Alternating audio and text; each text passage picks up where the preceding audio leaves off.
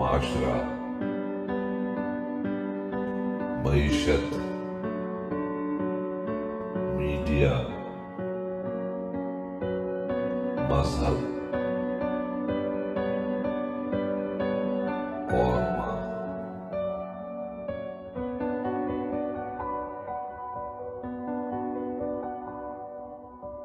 السلام علیکم، channel M5 سے نسرین حسین پرویز آپ سے مخاطب ہے۔ آج آپ کو میرا سیٹ جو ہے وہ مختلف لگ رہا ہوگا،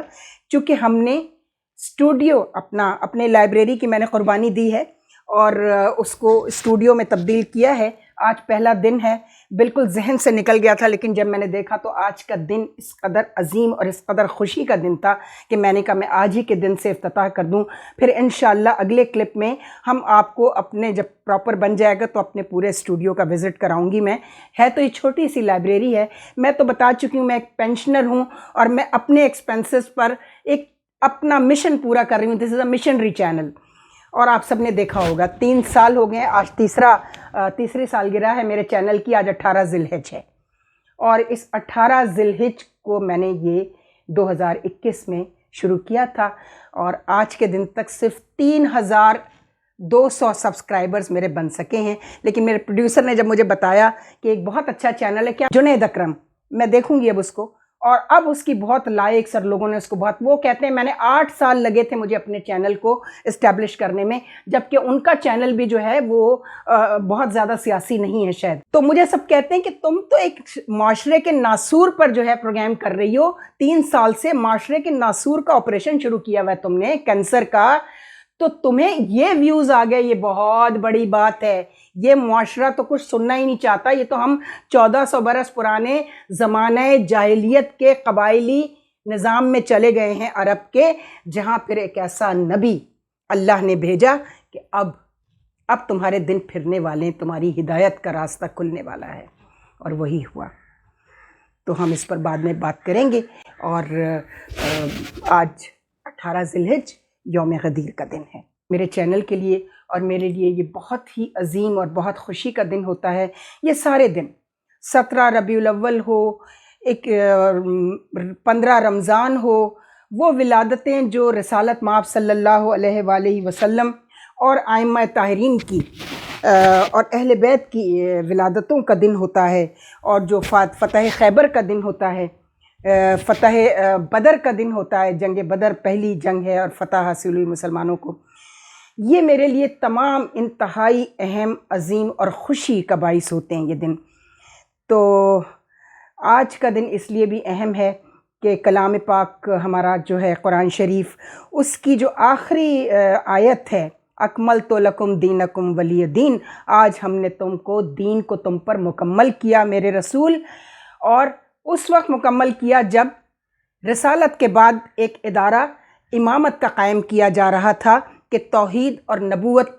کی حفاظت کے لیے ایک ادارہ ہونا چاہیے، چونکہ پہلے انبیاء کے زمانے میں یہ نہیں تھا، اس لیے نہ توحید کی حفاظت ہو سکی، نہ نبوتوں کی حفاظت ہو سکی، نہ کتابوں کی حفاظت ہو سکی۔ لیکن میرے پروردگار کا جتنا شکر ادا کروں کہ اس کے دین کو قائم رکھنے کے لیے پروردگار نے یہ آخری ادارہ، آخری نبی نہیں، نبوت ختم ہو رہی ہے، یہی اعلان ہو رہا ہے کہ نبوت ختم، اب کوئی نبی نہیں آئے گا، لیکن نبوت اور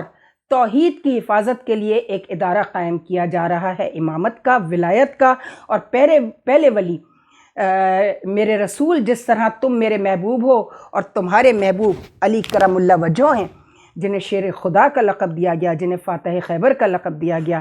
آج ان کی ولایت کے اعلان کا دن ہے۔ تو میرے لیے یہ بہت اہم ہوتا ہے، اور میں کبھی بھی عقائد کے حوالے سے اس لیے بات نہیں کرتی کہ سب کے عقیدے میرے لیے محترم ہیں، اس لیے محترم ہیں کہ کسی کے عقیدے کو چھیڑو مت اور اپنے عقیدے کو چھوڑو مت، جس پہ تمہارا دل گواہی دے، چونکہ دل کی گواہی سب سے بڑی گواہی ہوتی ہے۔ آج کے دن کو اسی لیے غدیر، یوم غدیر کہا جاتا ہے، اور ہماری کمیونٹی میں تو اس کو عید غدیر بھی کہا جاتا ہے۔ غدیر کیا ہے؟ غدیر خم، غدیر ایک جگہ کا نام ہے، بہت اونچائی پر وہ جگہ، وہاں ایک ٹیلہ تھا، اور اس پر کھڑے ہو کر رسالت مآب صلی اللہ علیہ وآلہ وسلم نے حضرت علی کرم اللہ وجہہ کو، حضرت علی علیہ السلام کو ساتھ کھڑا کیا اور کہا دیکھو یہ پہلے ولی ہوں گے، پہلے امام ہوں گے جو میرے دین کی، میرے اللہ کی توحید کی اور میری نبوت کی حرمت کی حفاظت کریں گے۔ اور اگر یہ ادارہ قائم نہ ہوتا تو یہ جو آج دین کی حرمت بچی ہوئی ہے، نبوت کی اور توحید کی حرمت بچی ہوئی ہے، مجھے پورا یقین ہے یہ نہ بچتی، چونکہ ہم پہلا ایک تجربہ دیکھ چکے ہیں نا، 1,24,000 انبیاء، جس میں وہ اولو العزم انبیاء بھی ہیں جو کتابوں کے ساتھ آئے، 4 کتابیں اور صحیفے تو پتہ نہیں کتنے ہیں، لیکن ان کی امتوں نے اپنے انبیاء کو بھی جھٹلایا، اپنی کتابوں کو بھی جھٹلایا، اس میں ترمیم کی، جیسے ہمارے آج کل اسمبلی میں ترمیمیں ہوتی رہتی ہیں نا اپنی مرضی کی، جو پسند کیا اس میں ترمیم کر لی، آئین پاکستان میں عوام سے پوچھ کے نہیں کی، عوام کو پتہ ہی نہیں کہ یہ جو ترمیم اسمبلی میں پاس کی جا رہی ہے اس سے ان کو کیا فائدہ ہوگا، ان کو آئین کا مطلب نہیں پتہ، ان کو جمہوریت کا مطلب نہیں پتہ، بس جو یہ راگ الاپتے رہتے ہیں ہمارے سیاستدان، وہ بیچارے اسی کے دھوکے میں آج تک، جمہوریت کے دھوکے میں، نہ تو جمہوریت ٹھیک سے آ سکی، نہ وہ اسلام آ سکا، جس اسلام کے نام پر، جس دین کے نام پر یہ ملک بنا تھا، نہ اس دین کی حفاظت ہو رہی ہے، نہ اس جمہوریت کی حفاظت ہو رہی ہے۔ اسلامی جمہوریہ پاکستان، ہدایت دے پروردگار پاکستانیوں کو، پاکستان کے مسلمانوں کو، رب العالمین تجھے آج کے دن کا واسطہ، تجھے اپنے محبوب محمد مصطفیٰ صلی اللہ علیہ وآلہ وسلم کی رسالت کا واسطہ، تجھے اپنی کتاب کا واسطہ، تجھے اپنے اس امام، اپنے اس ولی علی کا واسطہ مسلمانوں کو ہدایت دے دے۔ ہم چونکہ ڈائریکٹ ڈائلنگ والے لوگ نہیں ہیں، ہم بہت گناہ گار ہیں، ہم وسیلے تلاش کرتے ہیں کہ ایسے لوگ ہوں جن کی بات اللہ ٹال نہ سکے، کہتے ہیں اپنے محبوب کی بات آپ ٹال نہیں سکتے، تو ہمارا رسول ایسا، انبیاء سارے ہیں، سب ہمارے لیے محترم ہیں۔ پاکستان میں یا کسی بھی مسلم ملک میں آپ نے دیکھا ہوگا، نہ بائبل، نہ توریت، نہ زبور، کسی کی کتاب کو نہ جلایا گیا، نہ بے حرمتی کی گئی، جو کچھ سویڈن میں آج کل ہو رہا ہے، مسلمانوں کے کمزور کردار کی وجہ سے ہو رہا ہے۔ اگر مسلمانوں کے کردار کمزور نہ ہوتے تو کسی کی مجال نہیں تھی کہ ہماری کتاب کے ساتھ یہ سلوک کر سکے۔ اس لیے میں کہتی ہوں کہ مسلمانوں،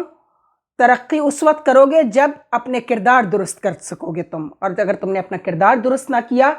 تو تم پر اسی طرح حملے ہوتے رہیں گے، تمہاری کتاب پر، تمہارے نبی پر، تمہارے ائمہ پر حملے ہوتے رہیں گے، چونکہ تم کردار سے ہٹ گئے۔ وہ کردار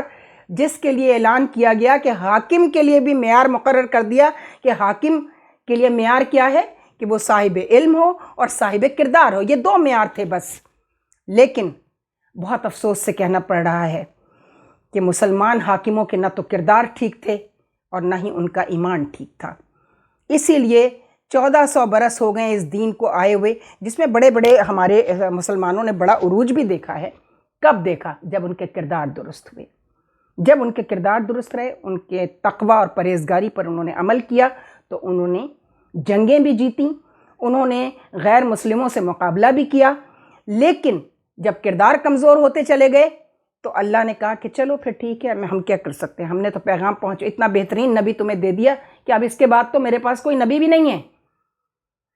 میرے پاس کوئی نبی نہیں ہے، اب یہ آخری نبی ہے، اگر تم نے اس نبی کی تعلیمات پہ بھی عمل نہ کیا تو کچھ نہیں ہے میرے پاس، بس اس کی حفاظت کے لیے یہ ادارہ ہے امامت کا، ولایت کا، اور یہ جو علی ولی ہیں ان کے 11 اور نائبین ہوں گے، 11 تک تنگ کیا جائے گا حاکموں کی طرف سے، بادشاہوں کی طرف سے، چونکہ بادشاہوں کے اوپر انگلی اٹھانے والا صرف یہ امامت کا ادارہ تھا، یا وہ اصحاب کرام تھے جو حاکموں کے گریبان پکڑ لیا کرتے تھے۔ ہم حضرت ابو ذر کی بات کرتے ہیں، حضرت ابو ذر غفاری سب سے بزرگ صحابی ہیں، رسالت مآب صلی اللہ علیہ وآلہ وسلم کے درباروں میں پہنچ جاتے تھے اور گریبان پکڑ لیتے تھے حاکموں کا کہ یہ تم کیا کر رہے ہو۔ ایک حاکم کا گریبان پکڑ کر کہا کہ یہ جو تم نے اتنا بڑا سبز قصر محل بنایا ہے، اگر یہ اپنے پیسے سے بنایا ہے تو یہ اسراف ہے، اور اگر عوام کے پیسے سے بنایا ہے تو یہ بددیانتی ہے۔ اس طرح کے صاحب، اس طرح کی تربیت تھی رسالت مآب کی۔ اس کے نتیجے میں حضرت ابو ذر غفاری کے ساتھ کون کون سا ظلم نہیں ہوا، ان کی لاش کو گھسیٹا گیا، बुजुर्ग सहाबी की लाश को घसीटा गया। कौन कौन सा जुल्म उन्होंने बर्दाश्त नहीं किया। हज़रत बिलाल हबशी ग़ुलाम भी देखिए ज़रा, क्या कुछ हज़रत बिलाल के साथ नहीं हुआ। बिलाल हबशी के सीने पे तपती हुई धूप में पत्थर रख दिया जाता था और कहा जाता था चलो अब पढ़ो कलमा, और बिलाल के मुंह से कलमा ही निकलता था, अजान ही निकलती थी। और वही बिलाल की जो अजान है, अजान बिलाली, शायद बहुत कम हमारे बच्चों को हम बताते हैं कि हज़रत बिलाल हबशी जो थे, हबशी ग़ुलाम थे, उनकी ज़बान में लुकनत थी, उनकी ज़बान में थोड़ी लुकनत थी, फंबलिंग करते थे, जिसको आप अंग्रेज़ी में कहते हैं फंबलिंग करते थे। तो एतराज़ करने वाले जो मुनाफिकीन थे फ़तह मक्का के बाद के, उन्होंने भी एतराज़ किए कि जनाब ये इनकी तो अज़ान सही नहीं है, चूँकि ये लुकनत होती है बिलाल हबशी की अज़ान में, तो सही तरह समझ में नहीं आती अज़ान। तो रिसालत माब ने कहा ठीक है, किसी और को बुला लीजिए, वो अज़ान देंगे आ जाकर। जनाब देखा तो सूरज ही तुलू नहीं हो रहा है, सूरज ही तुलू नहीं हो रहा है, सूरज गुरूब भी नहीं हो रहा है और तुलू भी नहीं हो रहा है। अब क्या किया जाए, अज़ान का वक्त निकल रहा है। तो आपने